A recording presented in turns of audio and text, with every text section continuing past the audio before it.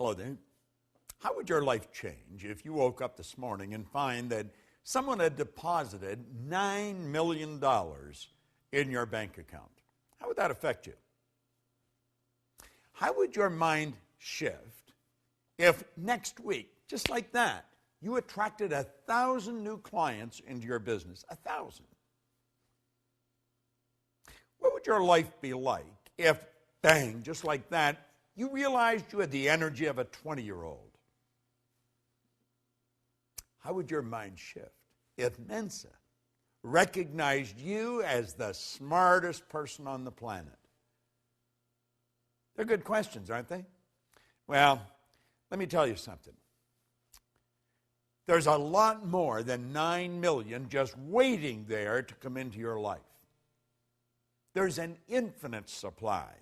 And the 1,000 clients, there's tens of thousands of people out there just waiting for someone to come and serve them.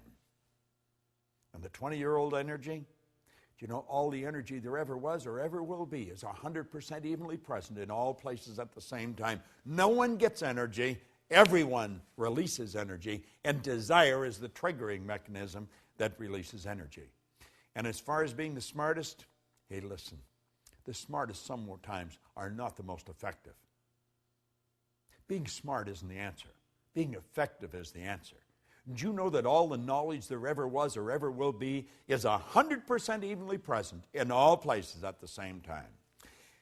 I'm Bob Proctor, and I want to talk to you about the law of supply as we're going through and giving you an overview in this video series of the laws, those 11 lost laws. Supply is one of them. Do you know, Halliwell said that man's never satisfied, never satisfied. The fact is deplored by many, but God did not intend man to be forever satisfied. You see, dissatisfaction is actually a creative state.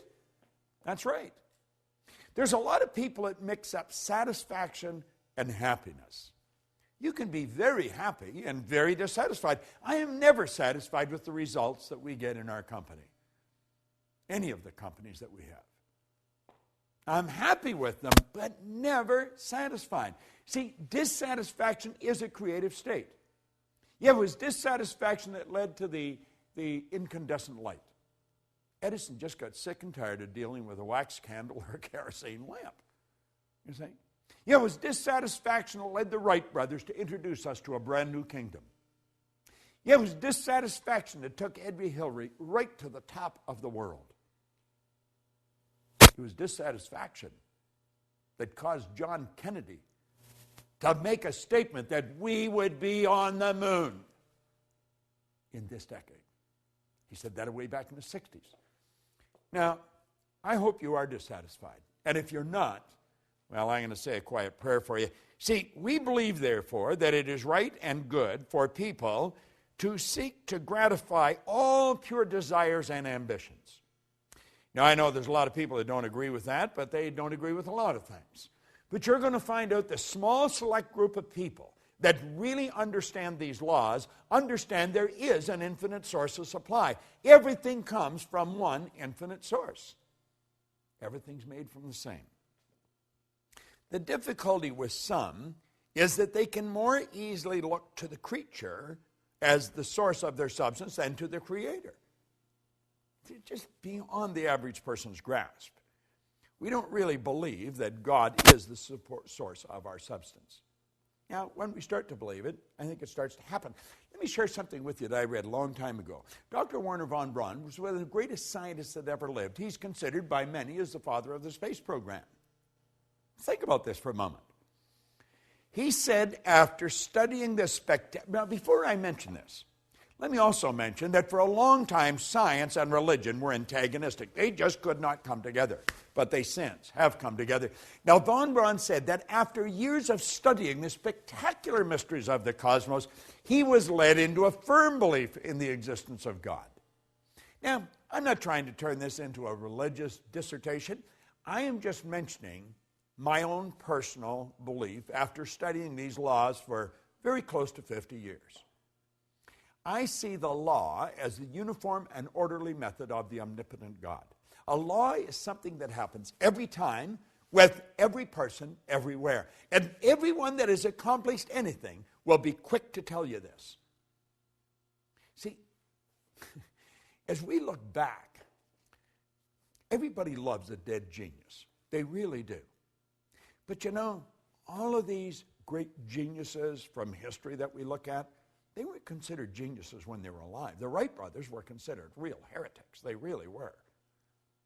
See, the people that made it happen, they were out of the box. They weren't ordinary thinkers. But they understood that there was this governing process called the law.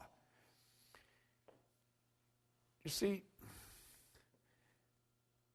before we're able to believe in abundance of good, we've got to then see and enjoy that everything comes from one infinite source of supply.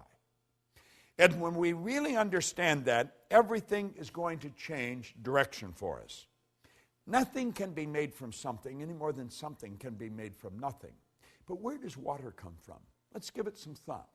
If we went outside on a nice clear day and stood there with a cup, just stood there, and we were patient, and we stayed there long enough, do you know that that cup would fill with water? Oh, yeah. You would see in the no thing, you would see a cloud formation. And the cloud would become very heavy and very dark, and before long, water would fall out of it. Now, if we stayed there with that cup, where would the water go to? It'd go right back to where it came from. See, as above, so below. As below, so above. I want you to think about that. Nothing is created or destroyed. Everything's in a constant evolution of change. We literally live in an ocean of motion. You and I have the godlike ability to create images in our mind.